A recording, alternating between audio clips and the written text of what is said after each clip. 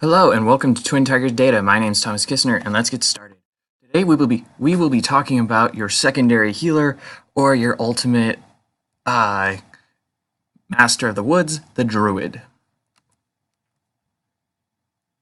Who are they? Really, they're the true communers of nature and the real guardians of what is known as the natural order. Or at least they protect the forest or nature beyond. They don't really care about the cities mostly. They kind of help small towns out by bringing them food and being kind to the wildlife around them. They also are kind of a secondary healer for the idiots in the party. They are great with healing spells. They have a spell called Goodberry, which heals them 1d4 plus 1 hit points after you get a whole bunch of blueberries or strawberries, say some magic, dance your fingers over it, and then boom. What can they do? These druids can shapeshift into creatures or animals that, however, only the ones that they've seen. Some of the specializations allow them to transform into more than just animals. Now, they can only shapeshift into beasts or creatures that they have seen. They can't, if, say, you want to shapeshift into a creature that you thought was really cool, and it's a CR1, because that's the maximum you can go with for your shapeshifting ability. You can't do it unless you've seen it. Sorry. You can wield any light, medium armor and also shields. However, they cannot be made of metal because as a druid, you must commune completely and entirely with the wildlife around you. You cannot use a metallic shield just because it has a better bonus, unlike a fighter can. They have a very specific list of weapons that they can use, as you can see here. They can only wield clubs, darts, javelins, maces, quarterstaffs, scimitars, sickles, slings, and spears. Yeah, not a lot of weapons there. You only have a choice of 10 items you can use. And only 1, 2, 3, 4 of those are actual throwing weapons. Maybe 3. Sorry, guys. You can cast divine spells. However, just like the cleric, you can only prepare an amount equal to your wisdom modifier plus your druid level. So if you have a 15 and you're a level 1, you can only prepare 4 druid spells per day. However, you can only cast a little bit less than that. Eventually, you age at a rate of 1 year for every 10 years that go by. So if you reach the level that you get that, and you are 36, you will have to be 46 before you become 37 years old. However, you still have to sleep, drink, and eat during this time. Eventually, you can cast spells even inside your beast form. So if you're a werewolf and you decide to cast spells, you don't need to say Sunzara Shadar. It can come out boom, fireball. Now, these druids have a series of specializations. Now, the first one is called the Circle of Land. You learn 1 additional druid cantrip. You can recover up to 2 levels in spell slots eventually every time you beast form, I believe. You gain more spells based on your favored land choice. Now, there are a series of choices inside the player's handbook, and also there's even more choices inside Xanathar's Guide to Everything.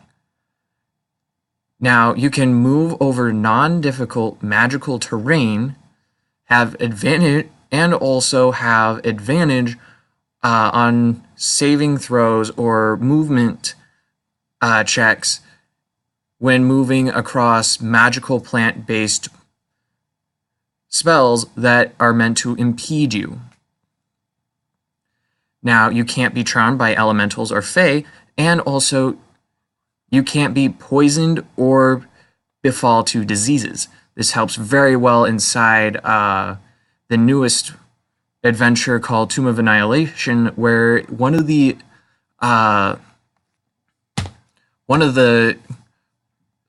things in here is called the it's like a cold shivers disease, I believe.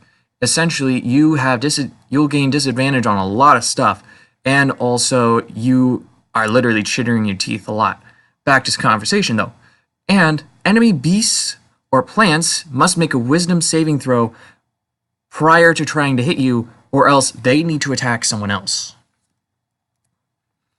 Circle of the Moon.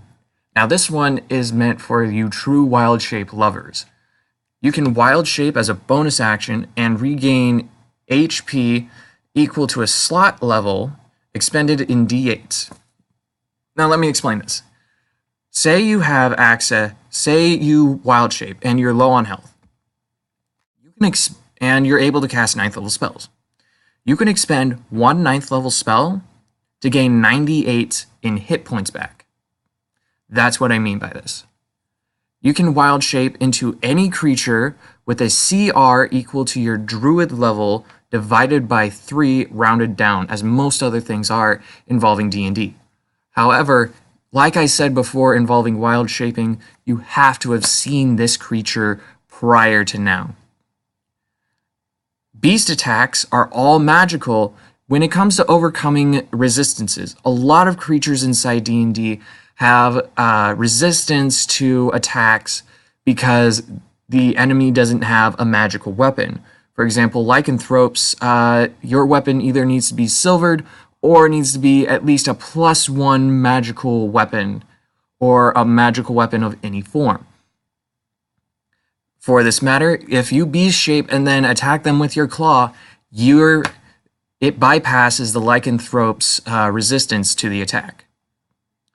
Now you can expend 2 uses of your wild shape per day to wild shape into an elemental instead of an animal.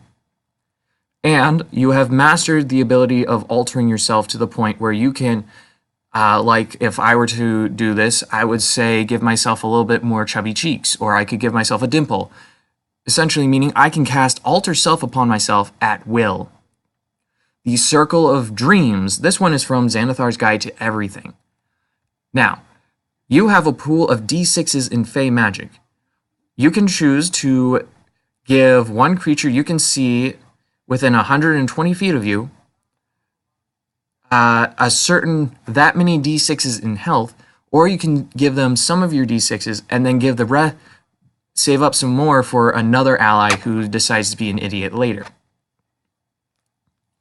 You create a magical 30-foot sphere where allies gain +5 to stealth checks and perception checks, and all light sources that are inside. So say the 30-foot sphere is created and somebody lights a fire that is literally right at the edge of the sphere. Somebody standing on the opposite side of the sphere does not see the fire at all. They can teleport 60 feet or switch with a willing ally that is within 60 feet. And also, once per rest, they can either cast Dream, where you are specifically the messenger, Scry, or Teleportation Circle once per rest. However, the Teleportation Circle takes you back to the previous. If you're on the same plane of existence, then you are taken to the last place that you last long rested, instead of wherever you want to go. The Circle of Shepherds. You immediately, boom, learn Sylvan. At a point within 60 feet of you, create a 30-foot sphere with one of the following features. You give a total HP equal to 5 plus your Druid level in hit points to all allies inside there. Gain advantage, and also gain advantage on all strength-related checks and saves. You can give one ally advantage on checks, on attacks, and allies gain advantage on all perception checks. Or you can they gain advantage on all checks to detect enemies and give HP to allies inside the aura when you heal someone outside of that aura. Now, Fae and Beasts you summon that end their turn inside this aura regain hit points equal to your Druid level. So say you summon a pack of wolves and they are inside your 30-foot aura and you're a level 10. They all regain 10 hit points at the end of their turn. Now, also, when you are knocked unconscious, so when you're dropped to 0, you gain the benefits of casting a spell called Conjure Beast, which essentially conjures up a series of animals for you. Now, this specific ability conjures up 4 creatures with CR2 or less to pop up around you. Now, the biggest question that I always ask on the end of these videos, what should you play? After playing 1 level, because the Druid gains their specialization at level 2, and unlike most classes where they gain them at 3rd, what does your character do the most? Do they end up healing a lot?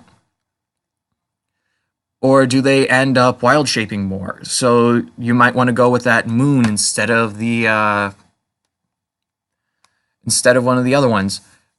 However, do your allies need a healer or do they have a cleric? If they have a cleric who at any kind, the best one would be the life cleric, honestly, then you should be fine and don't need to become a healing type druid.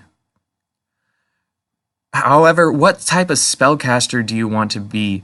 Do you want to be a heavy spellcaster? Do you want to be a animal spellcaster? Do you want to enjoy spellcasting while you're, say, a T-Rex?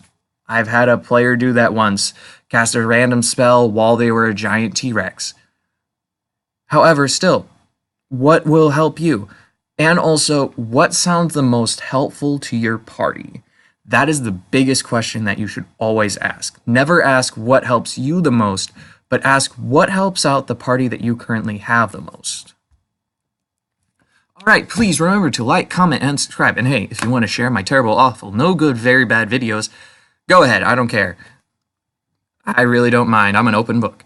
Please remember, have fun, be okay, and remember, game safe.